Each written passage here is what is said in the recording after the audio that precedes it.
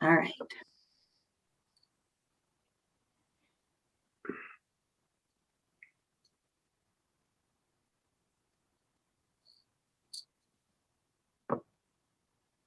All right, we are live on YouTube.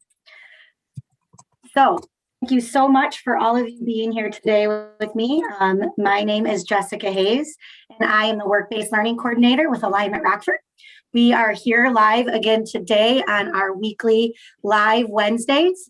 The people I have here with me today are going to talk about our construction trades and our plumbers and pipe fitters trades, what it's like in those careers and how you can get started. So again, I'm Jessica Hayes. I'm the Work-Based Learning Coordinator with Alignment Rockford. With me today, I have Peter. Peter Schmeling is the Project Manager with Schmeling Construction. I also have Greg Harle. He is the Training Coordinator with the Plumbers and Pipefitters, Local 23. I also have Brad Long. He is the President of the Local 792, which is United Brotherhood of Carpenters, Joiners of America, Local 792. And I also have co-moderating with me today is my friend Earl. He is the Vice President with Schmeling Construction. So Peter, since you were my first introduction, let's get started with you. Tell us a little bit about yourself and how you got started in this career. Yep, absolutely. So my name is Peter Schmeling. As it was stated, I'm a project manager at Schmeling Construction. I've been with Schmeling now for approximately almost 4 years actually in March. Graduated in 2012. I attended Bradley University until 2016, where I got a degree in construction management. After that, I attended a internship with Findorf out of Milwaukee and was hired on full-time there, and here I am today. Great. Thank you so much, Peter, for that information. Greg, you want to give us a little bit about how you got started in your career and what you currently do? Sure. I went to Harlem High School, and I had to go to Roosevelt so I could graduate on time because I did not care at the time. And what happened was, after high school, I was working at McDonald's, and there was an ad in the paper looking for a parts runner for a mechanical contractor. So I went and interviewed for that position, and the superintendent said, if this works out, maybe you can get in an apprenticeship.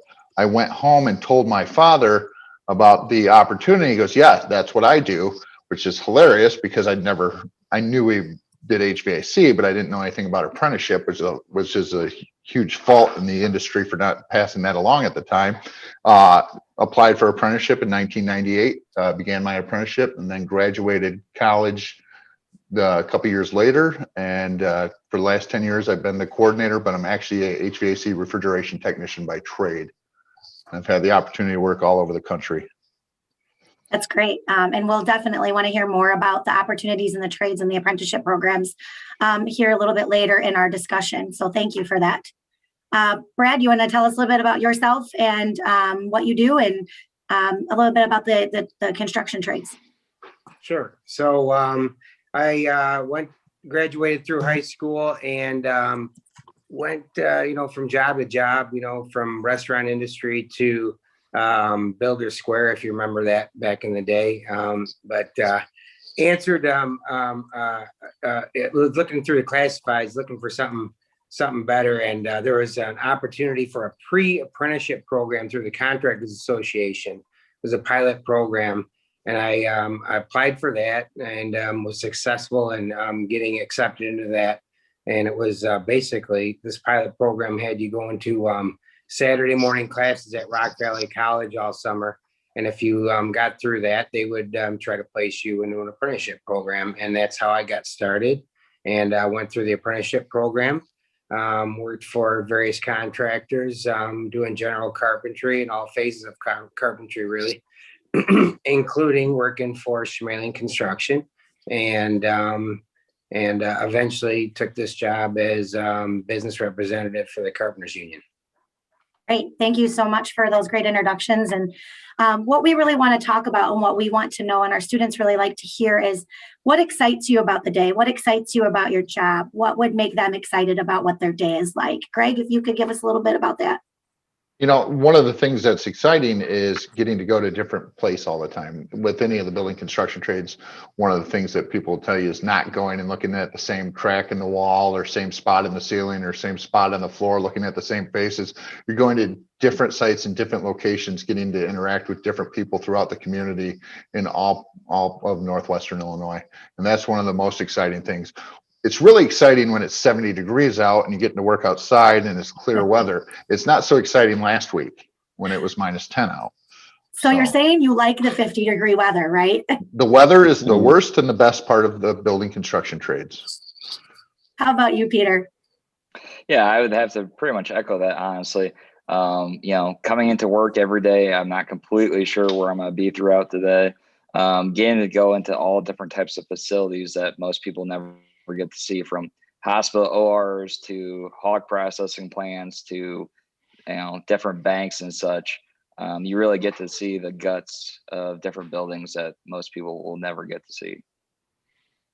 That's awesome. That's exciting to hear. And I don't think people understand that those are the different types of careers and different types of buildings that you get to see every day. So that's really great feedback.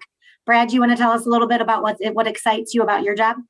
Well, I definitely echo what those guys had to say about the variety in what you do and the places you go and the people you work with. That definitely appealed to me when I was looking into what I wanted to do for a living. I didn't want to go to the same place and do the same thing every day. So there's always a different project in front of you.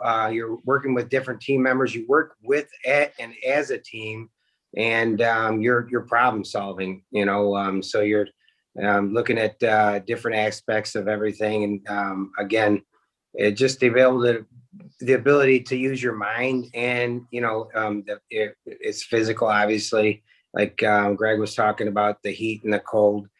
Stuff is heavy, and there's definitely a physical aspect of it. So be prepared for that if you're interested in a spot in the trades. But it's been, a great career choice for me. And I think it's a great opportunity for anybody that likes to work with their hands, use their mind, and work with others as a team. That's kind of funny that you both kind of answered two of my questions. So we will take the one question out, but the next question that really leads us into is one of the big questions we always want to ask is what you do individual. Do you do a lot of work by yourself, or is a lot of your work really team-based? Brad, you kind of started that conversation. So if you want to go a little bit more into that, and if you work more as a person or if you're more working together as a team. Well, it's definitely more as a team. I mean, you're part of, whether within your own trade, you're still working as a team, but all the trades working together bring a project together. So we have 17 different trades within the building trades. And those are 17 different apprenticeship opportunities for anybody that's watching this to look into, besides plumbing and carpentry. But typically we're paired up, that's kind of the way we work, not to say that we're not sometimes working, by ourselves, but typically we work as in pairs and on a construction site. Peter, I see you shaking your head. So I'm assuming that's the same, similar for you. Yeah, absolutely. It's a little bit different on the office side because you're dealing with different office team members from the different companies and different trades. On any given project, you have different companies that supply the electrical aspect, the plumbing. Obviously, we do our own carpentry, but the flooring. You're working with big groups of people on every single project, and it's really, having the right mindset that as a team is the most crucial part right off the beginning. So, Greg, you want to tell us a bit about what it's like in the Plumbers and Pipefitters? On the plumbing and pipe fitting side, it is more of a team atmosphere. One of the things interesting about the construction industry is it's one of the only places where everybody goes to try to work at the same building, but we're all trying to compete to get our stuff in place before the other people. So it's a lot of communication in order for it to be successful, because the different layers and how things have to go into a building being built is based off of communication. Now on the HVAC side, especially in the refrigeration and HVAC service side, we work by ourselves a lot. So that's a little bit different atmosphere than the construction side with the plumbers and fitters and the rest of building construction trades. Greg, can you tell us a little bit about maybe a cool project you worked on, or maybe one of a currently cool project that you're working on that would excite somebody or interest them in this industry? So me personally, the coolest thing I got to do was I got to work on Def Leppard's bus on the air conditioner when they were at Davis Park, and I believe it was 1999. So their bus had a residential air conditioner, and they called for that to go for me to go work on that, which none of the high school kids that are listening to this would probably know who Def Leppard is. But the other thing is I got to be a part of installing and servicing all the ice rinks in town. That was one of my favorite things to be able to do, is being able to do the heat transfer solutions to generate the ice by removing the heat. I also had the opportunity to go work in Alaska in 2006 for 3 months in Fairbanks, Alaska for a contractor I worked for. So I had an apartment up there. That was a life opportunity. It's my only visit to Alaska. So I've traveled for 2 contractors all on my own. There's definitely work around here, but it was based off opportunity. Those were what I would say is the coolest things I got to do. That's awesome. Those are really 3 really great stories, I think, for people to hear that there's different opportunities within your career to travel as well. But the question of the day is, did you get signatures from Def Leppard? So I got to speak to autographs? everybody. So I was an adult, so I didn't want to ask another adult for an autograph. I left them mine, but I did get to speak to all of them, and they offered tickets, which I already had. But it was pretty interesting time to get to see something like that firsthand and get to talk to everybody, because as a 5th grader, I liked Def Leppard a lot, and so then later on, 15 years later or whatever it was pretty interesting getting to work on their tour bus. That's awesome. That's so fun. Brad, do you want to tell us maybe a cool project you're currently working on, or something that you've done within your industry that you would like to share? Well, I can. The first job I started on, I actually had the pleasure of working with Earl here on the screen, and that was an old 100-year-old church in Belvedere that was hit by lightning and caught fire. And our job was to renovate that old church, and it was a great job to start on. I mean, it was not glamorous at first. There was a lot of demolition and nastiness and stuff to deal with before we got to the more fun parts of rebuilding it. But rebuilding it, with wooden laths that you'll never typically see anymore. But all that old wood, and building a steeple on the ground, and crane lifting it onto the church. That was an amazing project to be a part of for my first project, and it was a lot of fun. That's fun. You guys got some awesome, fun stories to tell. Peter, how about you? Yeah, it was probably the coolest project I've been on was before I came back here to Schmeling. It was during my internship with Findorf up in Milwaukee, Wisconsin. I was part of a 10-person team that helped bring new dorms out of the ground for Marquette University, right downtown Milwaukee. We had 2 tower cranes on site, and just the logistics and watching a 15-story building come out of the ground was absolutely incredible. And just something, being able to go up in a tower crane once or twice a week is just something you never get to see around here, and it's definitely stuck with me. That's so fun. Those are such great. Go ahead. Yeah. I would just add, something these guys get to build over their lifetime is a little portfolio, and when you drive around Rockford or areas you've been, you can start to remember, oh yeah, I remember when I worked on that, and I had my hand in that one too. And you kind of build this little bit of history in your mind about all the cool things you got to be a part of. There's always really good parts of them, and there's always something that maybe didn't go as good as you wanted it to, but they're great memories, and it really makes you feel connected to the community that you're part of, to help build these structures that are going to be around hundreds of years, right? We just played a part in making it happen. So these guys I think are being a little shy in really helping share the cool things they've been involved in. I'm sure they've all been involved in hundreds of things, right? And they'll continue to build that over time. But I understand the question. You just wanted to know what stood out. So I think we could probably have our own separate panel, and you guys could tell all the different fun things that you've done and been a part of. And I think that would be great for us to get you connected with students that are interested, and you can tell them, directly those stories that you've worked on, because that would be great for them to hear. Thanks, Earl. I guess next question kind of leads us into really talking about how they get into this career. So for you, how did you kind of talked a little bit how you got started. What's the opportunity for development and growth within this career? And what does that look like? And what is it like, how many years, or what's the type of situation where they would get to that development or growth? Peter, I'll let you start on this one. Yeah, so it kind of varies from trade to trade, or what you really want to get to in your career. I had a lot of friends who graduated college that actually went back out into the field, started their apprenticeships, worked their way through the trades, and are now back in the office. That's one path that some people choose. Others are kind of more of a traditional route for what I'm doing, which is in the office full time. And that's going to college, doing some type of internship for at least, 6 months to a year to whatever it might be while you're in college or right after you're in college. And then getting started with a construction firm after that time period full time. So how long has it taken you to get to where you're at today? Yeah, so after I graduated college, actually while I was still in college, I did a 6-month internship with Findorf. That turned into a full-time position after college. And then I was with Findorf for about a year and a half as a project manager.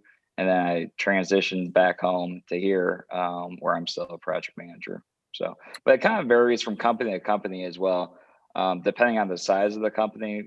Some companies are structured where you start out as like a project engineer, then you move your way up to project manager, and then overall team leader of multiple project managers. It just depends on how each company is set up. Awesome. Thank you. Brad, you want to tell us a little bit about advancement opportunities? Well, yeah, there's a lot. I mean, you start out as an apprenticeship, an apprentice in any of the trades. And typical requirements for an apprentice are high school diploma, GED, the ability to pass a drug test. You have to have some sort of transportation, driver's license, obviously, to get from job to job. And, apprenticeship programs range from 4 to 5 years. And you go on, you could carry on your whole career as a journeyman or journeywoman carpenter, or whatever trade. Or you could advance, and a lot of our members do, and they advance to being a foreman, a superintendent, a general superintendent, a project manager, end up owning your own company. Earl and I, we both work together, with the tools on the job. And now he's a project coordinator, manager, and working, putting projects together and directing other trades and carpenters to do what they do. And now I'm no longer working with the tools. I'm working with contractors and working with members of the Carpenters Union to provide them work opportunities. And so each have their own own set of they're a little different skill sets, obviously. And I think Earl would probably share this view with me. When we were working with the tools, you start at 7 o'clock typically in the morning, put on your tools, work, you build something, you look back at 3:30 of what you build, and you went, wow, that's pretty cool. A little different now, and then at 3:30, you drop your tools and you typically don't think about work till the next day. And with this job, it's a little different. So you're not working with the tools, but and it's maybe not that 7 to 3:30 job you're used to. It's maybe it's occupying your evenings and thinking about different things. But there's definitely a lot of opportunities besides just working with the tools once you get in there. Not that there's anything wrong with just keeping on doing that your whole career. And we have a lot of members that do that and can make a great living at it. But yeah. Great, thank you. That's really great feedback to hear on how you can be successful in whichever one you choose in the construction trades. Greg, do you want to tell us a little bit about you and development and where students can go within that pathway? So if you went and surveyed all the apprentices in all of the building construction trades, you'd have a different story from every single one of them for how they got here. And there's no perfect route to take to get in. Of course, the more vocational training and math training, everything that's related to all the trades is going to put you in a possibility of getting in an apprenticeship. The one thing I will say that everybody has in common is the fact that everybody's looking for a challenging career, and whether they end with being out in the field as a construction, one of the hands on the job or one of the foremen. The fact of the matter is everybody has an opportunity to advance, but some people don't want to do that. They got into the trade to be a construction worker. So I don't want it to be like this is the next level of where you get, because that's not where some people are. We got people that are working with tools that make more money than all of us on the screen put together, and they're working Sundays for $120 an hour, and we're working Sundays for salary right now. So so I don't know how much of it I put as advancement, but one of the things I would say is that I paid for my college, my wife's college, with cash. We have no debt. I have a daughter going to college in Iowa right now that we're paying for without having to stress her with that burden because of the opportunities of construction building trades. And that opportunity is there for our members. And it's something that a lot of people don't get to see. That it's one of the concerns with what they want to do with the next step in their life. Whether you're the tradesperson or you're the family of the tradesperson, it provides additional opportunity to not just that person. If that answers your question clearly. Yep. I have a follow-up question now for all three of you.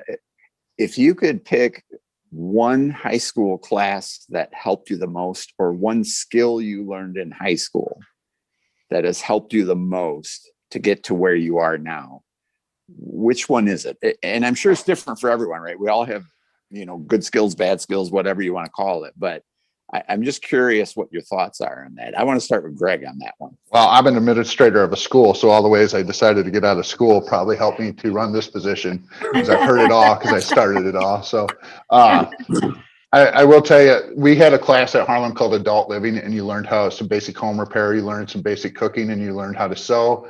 And it was actually about adult living. You learned how to do a little checkbook balancing and manage your finances, and it prepared me for some of the things that you wouldn't be prepared for otherwise. I can tell you that if I had it to do over again, I probably would have embraced more of the vocational training opportunities that we had. But I participate in the home building programs that used to be at our school, and I can tell you that helped me in my apprenticeship as well. Yeah. Peter, what do you think? Yep, I think looking back in high school, one skill I really wish I would have spent more time on was time management. Especially in the full-time career, you never have enough time in the day, it seems like, to get everything you really want to get done. And then you throw in family and everything else going on in your life. And if you can manage your time efficiently with customers and other projects going on, that'll get you extremely far in this line of work. Brad, what's your thoughts? So, I struggled staying motivated in high school, I'll be honest with you. So most of my classes I did not excel in, but one class I did excel in and interest me was, go figure, Woods class, and I did great in that, and I wish I'd have paid more attention, really everything. Probably math would be a big one, math and algebra. And that's why I love the idea of where the high schools are going in Rockford with pathways where they learn, if I'd have taken that Woods class and applied it to some of my math and algebra classes, and that light would have gone on, and I would have went, oh, okay, now I see why I care. Every kid's like, what am I ever going to use this? And I don't need this, so that I think is, really hits home with me with, what we're doing now. That's how I feel about geometry. A whole high school. Why am I ever going to use this? Why do I need this? And you know what? I still don't use it today. That was my hardest class in high school. I will still to this day. That was just awful. So that kind of leads us into the next questions. One of our last question is, I'm 16, 17, 18 years old, just in, maybe junior, sophomore, but almost graduating. And what are my next steps if I'm looking into this career? What do I do? Where do I go? And taking the next steps to develop my next step in that pathway. Greg, if you want to go ahead and tell us what the next steps are. I'm 16 and where do I go from here? Well, I can tell you one of the things that, just to be real clear, is if you're 16, you want to make sure you have more opportunity by not getting into trouble, because in the building construction trades, people always ask us questions about background. A lot of our employers don't have questions related to background. It's a lot of labor unions don't. It's where we work as end users. We work at hospitals, we work at schools, we work in nuclear power plants. So if you have a background, it makes it very difficult to be successful in the building construction trade later on. And it's not because of the labor unions or the employers, it's because who the end users choose. That'd be the first thing I would say. The second thing I'd say is, like I was saying, I worked at McDonald's and got a job at a mechanical contractor. I think if you polled a lot of people in the building construction trades right now, they would tell you that they worked in some relative of the industry one way or another. But prior to getting in, to understanding that half of 9/16 is 9/32. In order to build whatever that educational foundation is that you need to be successful in the building construction trades. Great. That's awesome. Thank you. Peter?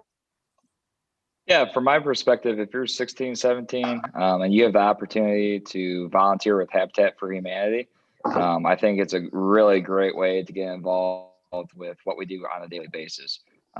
It's a great way to volunteer. It looks great on any type of resume for the trades or for college. And you really get great hands-on experience, and we're always looking for volunteers. I mean, you actually get the opportunity to learn from individuals who have built these houses for years and years, and you can see it from every stage of construction, from tipping the walls up to laying flooring to helping with electrical or whatever it might be. Great. Thank you. That's great. Brad? Well, that's great advice from both you guys. And I just agree with both of that. Obviously stay in high school, get your diploma, and any experience you can get if you're looking at getting into the trades, any experience you can get, like Habitat for Humanity or any other job related to that, or I said the basic requirements to get into the trades, but beyond that, and this goes for really every industry, work ethic and attitude are going to get you so far. If you're teachable, you've got a good attitude and you work hard and you're reliable, I mean, that's gold in our industry. We'll teach you the rest, but at the same time, if you have the time to get, some experience doing anything related to that. And, there's obviously our building trades website is a good place to go. It's nwibt.org. You can learn about all the apprenticeship opportunities. I know our labor management group, Paul Nolly, is working on a dedicated apprenticeship resource website that should be launching in another month or so. And I think, Jessica, he might be coming on one of these panels here soon to talk to you. So that's great. I'm very excited about that. And a lot of the people I know in the trades, they were interested in construction. They didn't just apply for one trade. A lot of, the opportunities are need based. So right now, to be honest with you, we're slow as carpenters right now. We're not taking in a bunch of apprentices right this minute. That's not going to last forever. So timing is everything in this industry, So, if you're interested in construction, don't give up. Check out several different trades and take an opportunity if you get one.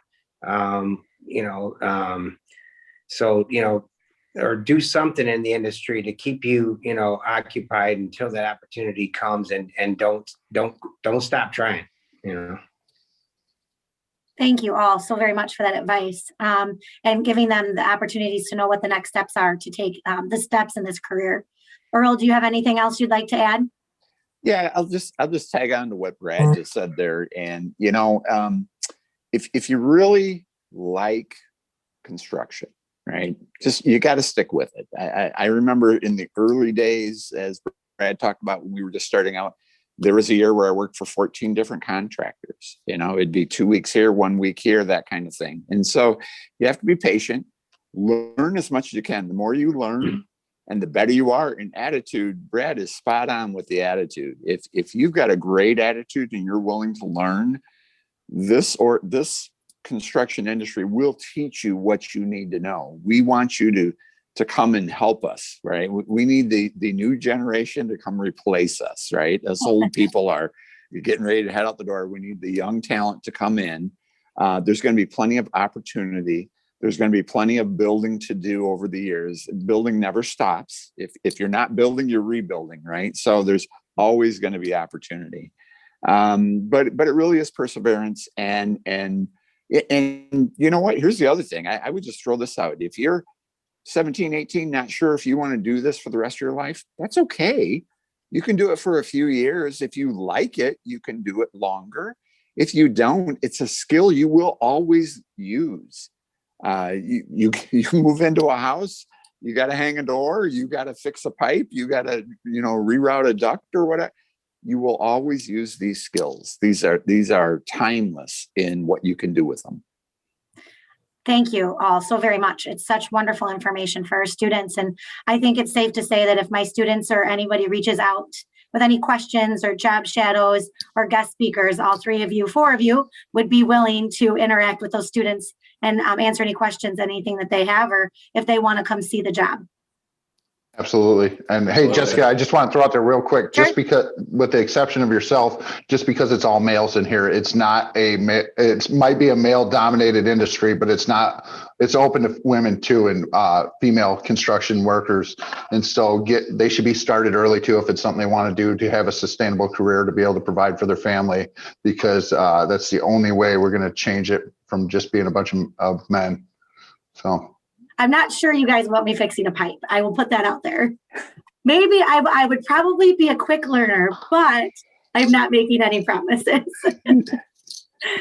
Well, I can't thank you all so very much. For everybody that's watching or listening, if you have any questions, you can reach out to me. It's jessica@alignmentrockford.com. I will gladly share your information and questions with our panelists.